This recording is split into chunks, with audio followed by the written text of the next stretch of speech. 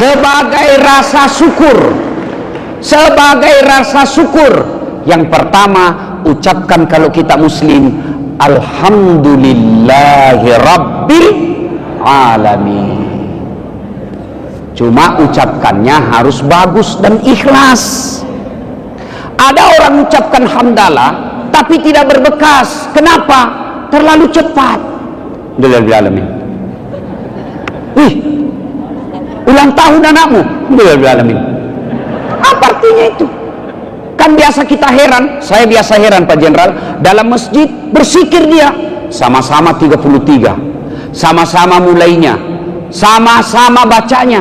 Saya baru 11, dia sudah sampai. Kenapa? Caranya terlalu cepat.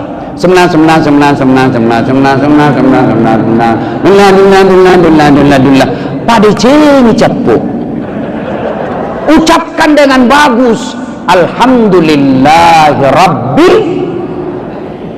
Saudara-saudaraku yang di atas ini ulang tahun BRIMOB, maka ucapkan alhamdulillahi rabbil alamin. Supaya berbekas, ucapkan dengan bagus, usap-usap dada, pasti beda kesannya Pak. Alhamdulillahi rabbil alamin. Dapat jabatan baru, alhamdulillahi rabbil alamin. Kombes mantap, naik bintang, alhamdulillahi rabbil alamin.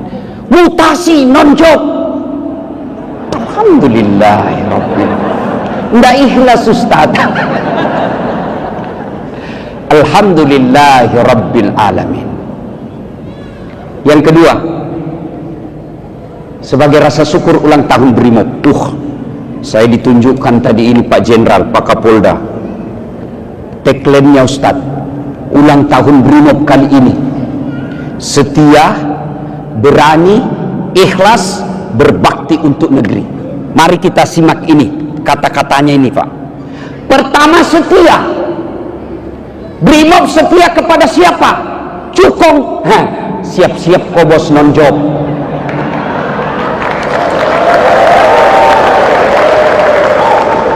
Setia kepada politisi, siap-siap kau sakit hati.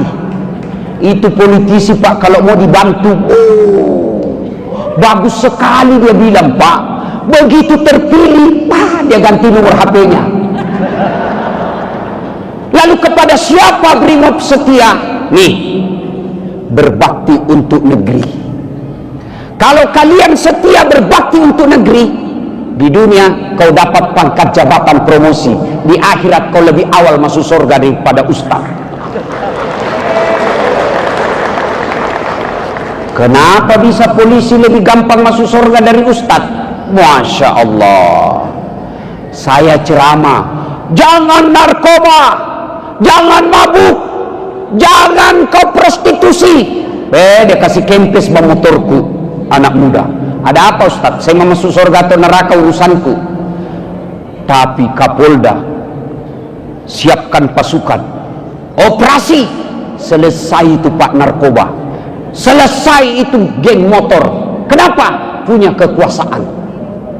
Saudara-saudara sekalian, mari sholat berjamaah. Yang datang yang sudah pensiun.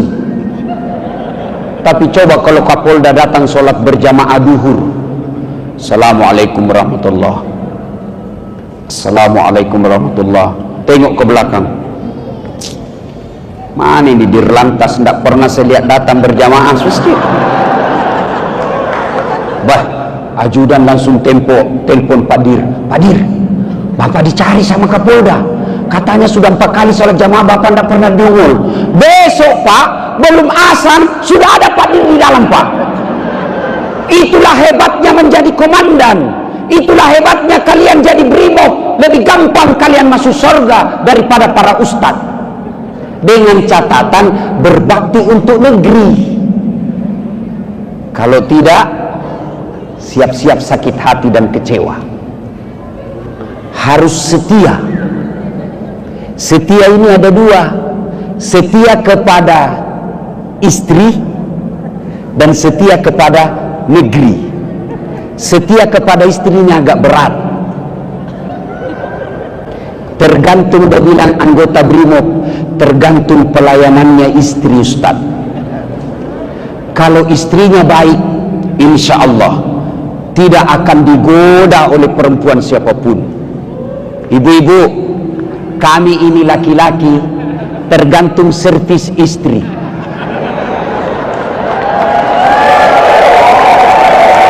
Masya Allah. Saya istriku di rumah, ibu. Pak Jenderal, istri saya di rumah itu, rasa-rasanya semenjak jadi istri saya, tidak pernah saya keluar rumah kecuali istri saya ngantar sampai di kendaraan. Itu yang membuat saya bebas dari godaan janda. Siapapun goda, istri saya selalu hadir di hati saya. Kenapa? Bukan karena dia jaga handphoneku. Kalau ibu-ibu jaga handphone suamimu, kamu yakin handphonenya cuma satu? Ini. 4 handphonenya. Lalu bagaimana menjaga suami? Hadir di hatinya. Kalau kau cuma jaga handphonenya, fisiknya bisa kau jaga, tapi hatinya dimiliki orang lain. Lalu bagaimana cara menjaga suami? Hormati dia, sayangi mertuamu. Insya Allah perempuan manapun yang goda, dia tidak akan tergoda. Kenapa? Karena dia setia dengan istrinya yang baik. Coba kalau datang mertua, Assalamualaikum ibu, saya jemput ya bu di bandara. Enggak usah nak, enggak, saya jemput, saya tidak sibuk juga. Sampai di rumah dikasih makanan yang terbaik, insya Allah siapapun goda tidak tergoda. Tapi kalau datang kasihan mertua, enggak dijemput, baru datang ditanya, kapan datang ibu? Belum duduk, kapan pulang? Maka istri yang baik insya Allah membuat suami setia. Allahu Akbar. Coba kasihan kalau anggota BRIMOB mau pergi tugas ke Papua, lalu istrinya cium,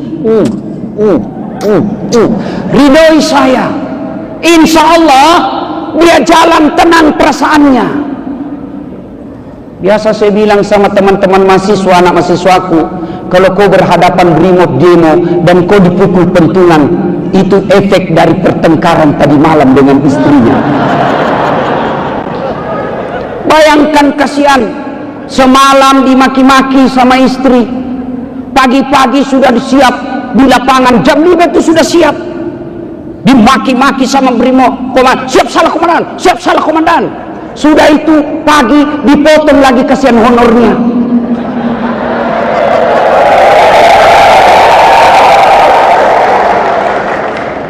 Bukan BRIMOB Indonesia, BRIMOB India. Kasihan itu anggota, kasihan sudah sedikit dipotong lagi,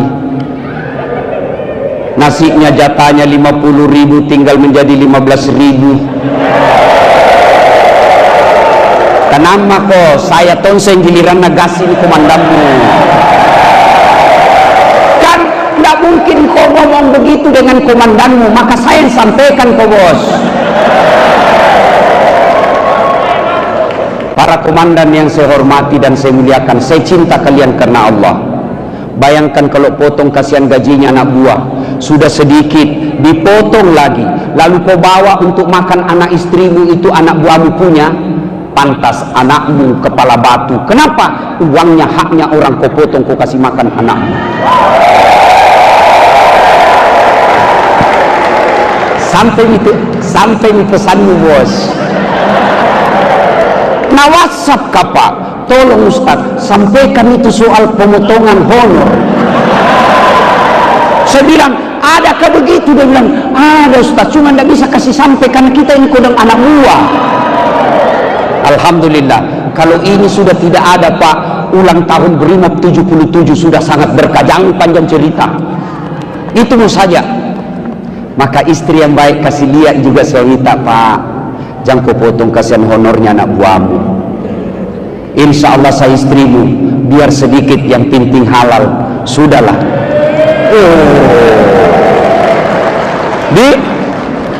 setia. Insya Allah.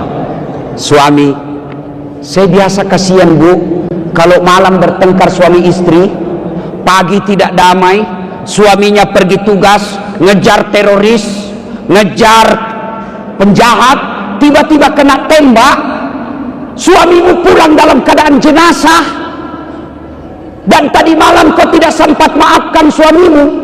Saya yakin kau tidak akan pernah berhenti menyesali hidupmu sampai kau meninggal. Maka ketika suamimu mau pergi, baik-baiklah meskipun dia salah semalam. Pulang lagi suamimu, kau tahu kabar suamimu tadi dimaki-maki di kantor, suamimu tadi setengah mati latihan. Karena itu Brimob dengan reskrim kan bisa dilihat dari casingnya. Kalau Brimob itu kasihan bau-bau matahari. Yang mau latihan terus kan, latihan. Reskrim itu Pak bening-bening ya Pak. Nah, ketika pulang suamimu dimaki-maki, maka hadirlah sebagai istri seperti Khadijah, membesarkan jiwa suaminya. Sabar bang, memang begitulah jadi aparat. Itu Kapolda juga begitu juga dulu waktu dia anak buah. Ya sekarang kamu anak buah, insya Allah pelajaran. Mudah-mudahan kau jadi pimpinan, kau tidak kasih begitu anak buahmu. Sabar bang, kalau anak buah kita dimarahi ya wajar. Masa kau mau yang marahi dirimu? Tidak mungkin. Jangan malah memang kamu goblok, kenapa kau tidak lawan? Apa mau dilawan? Nah dia komandan. Kan enak itu jadi istri begitu, suami juga senang. Setia. Yang kedua, berani. Berani apa? Berani untuk negeri, bukan berani melawan aturan. Mentang-mentang sudah kombes, mentang-mentang sudah jenderal, kamu hantam aturan, kau lawan aturan, kau injak-injak. Siap-siap kau seperti ini baru-baru bintang 2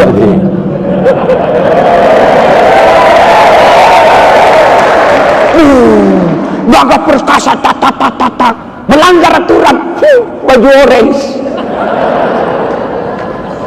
Keliru kalian para anggota polisi kalau tidak mengambil pelajaran selama ini. Tidak semua institusi Allah buka aibnya untuk jadi pelajaran. Hanya Allah sayang polisi sehingga Allah buka. Belajar kok. Kenapa polisi perlu ditegur? Karena kalian adalah penegak hukum. Bayangkan kalau kau punya senjata, punya pasukan, lalu akhlakmu jelek, sifatmu jelek, kamu bisa merusak negaramu. Kalau satu orang Pak perkosa, satu orang aja dirusak.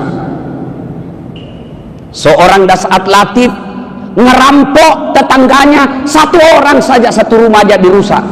Tapi kalau kalian punya pasukan, punya pangkat jabatan, lalu kamu merusak, maka yang rusak bukan satu orang, bukan satu rumah, tapi bisa kau rusak satu negara dari Sabang sampai Merauke. Maka Allah lindungi kalian. Jangan kau begitu. Supaya apa? Kau menjadi pelindung, pengayom, dan pelayan masyarakat. Kan banyak juga institusi yang seperti itu Pak, banyak. Tapi Allah tidak buka. Berarti Allah sudah biarkan hancur-hancur mako. Sama anak-anak Pak toh, coba lihat anak-anak, kalau dia masih ditegur, ibu-ibu punya kemanakan di rumah tinggal, kalau masih ditegur berarti masih disayang kemanakan.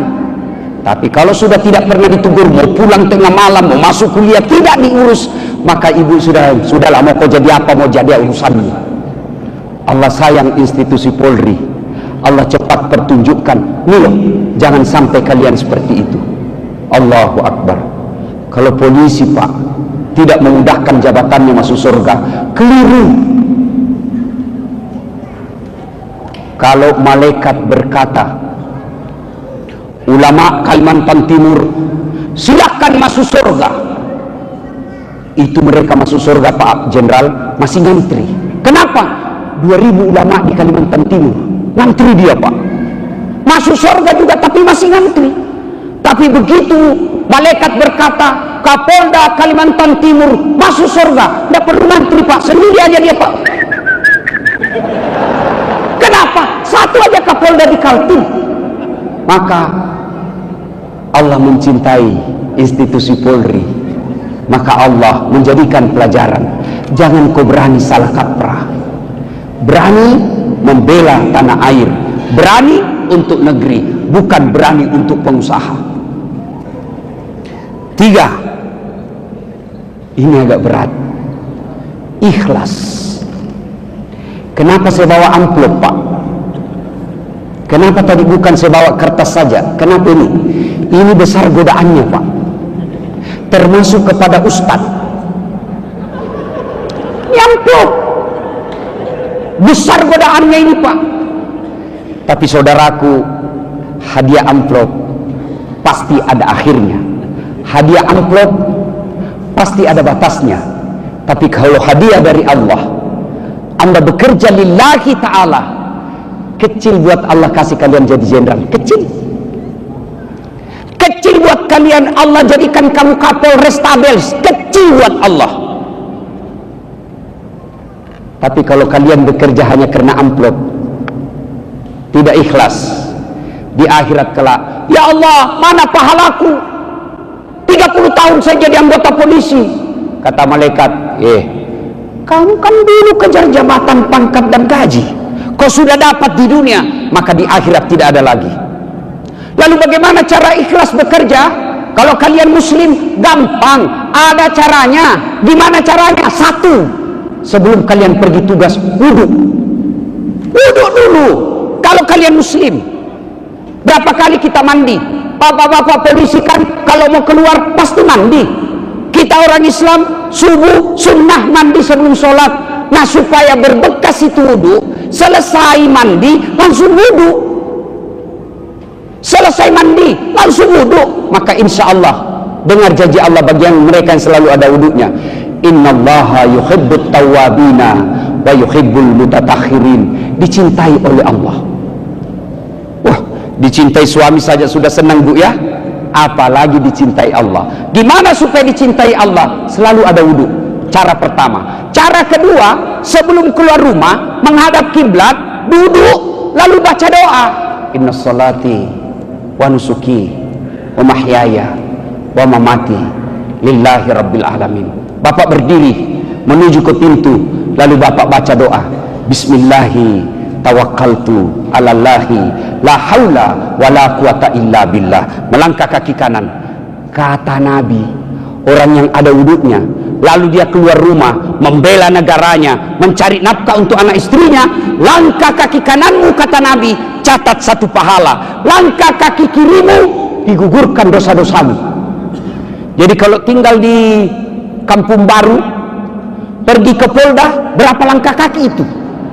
Kaki kanan 1 pahala, kaki kiri hapus dosanya. Apalagi kalau langkahnya begini, Pak. Wow, berapa langkah kaki? Tiba-tiba di jalan ketemu teroris, tembak menembak, pak, ketemu ajal. Bapak mati syahid membela agama Allah. Kok mati syahid, Ustaz? Tahu artinya itu tadi. Inna salati, sesungguhnya solatku, wa nusuki, ibadahku, wa mahyaya, hidupku, wa mamati, dan matiku, lillahi rabbil alamin, saya serahkan segalanya kepada Allah. Bismillahi, dengan nama Allah. Tawakkaltu, saya berserah diri. La haula wa la quwata illa billah, tidak ada daya dan kekuatan kecuali datangnya dari Allah subhanahu wa ta'ala. Maka keluar rumah, langkah-langkah kakinya adalah jihad. Insya Allah di dunia dapat pahala, di dunia dapat gaji, di dunia dapat tunjangan, di dunia dapat jabatan, di akhirat dapat surga. Kenapa? Dia sudah ikrar tadi, solatku, hidup dan matiku lillahi rabbil alamin. Tiba-tiba di jalan terjadi perkelahian. Apa? Ternyata orang hebat juga ini yang nggak mau lawan kita, Pak. Dia tinju, kita juga tinju. Dia tinju lagi, kita tunduk. Tinju, Pak. Tuhan, kenapa jatuh? Padahal ku pelan-pelan. Ternyata usut punya usut, bisunya kena, Pak. La haula wala quwata illa billah. Tidak ada daya dan kekuatan kecuali datangnya dari Allah subhanahu wa ta'ala. Seorang hamba Allah 350 tahun beramal. Kerjanya apa, Pak? Ibadah, makan, tidur. Ibadah, makan, tidur. 350 tahun. Ketika akhirnya wafat, Allah perintahkan malaikat, masukkan dia ke dalam surga. Karena ridhoku. Dia dengar, masuk surga karena ridha Allah. Ya Allah, saya tidak mau masuk surga karena ridhamu. Saya mau masuk surga karena amalku 350 tahun. Allah berfirman, kau hitung rupanya. Baiklah, kita baku hitung. Malaikat ambil kalkulator, hitung amalnya itu 350 tahun, bandingkan dengan nikmat yang saya berikan. Malaikat kata Allah, ambil satu biji matanya, timbang dengan amalnya 350 tahun. Ternyata setelah ditimbang, lebih berat satu biji mata daripada ibadahnya 350 tahun. Dan Allah berfirman, apa? Kau kira kau bisa jadi polisi kalau kau tidak melihat? Kau kira kau masih bisa jadi ustadz kalau kakimu sudah lumpuh? Kamu kira bisa melakukan amal kalau kau saya tidak kasih kesehatan? Kamu masuk surga bukan karena amalmu, tapi kau masuk surga karena ridaku. Selama bapak ibu bekerja mencari ridha Allah, itulah kategori dari ikhlas. Selamat ulang tahun Brigadir Mobil Polisi Republik Indonesia yang ke-77. Saya mewakili teman-teman Mubalik berterima kasih kepada teman-teman Brimob karena telah menjadi pengamanan dalam setiap acara-acara dakwah kami. Saya tidak bisa bayangkan bagaimana seandainya negara kita ini tidak aman, mana bisa kita berdakwah. Dan itu jasa-jasa dari saudara-saudara dari Polisi Republik Indonesia, dari segala kesatuan.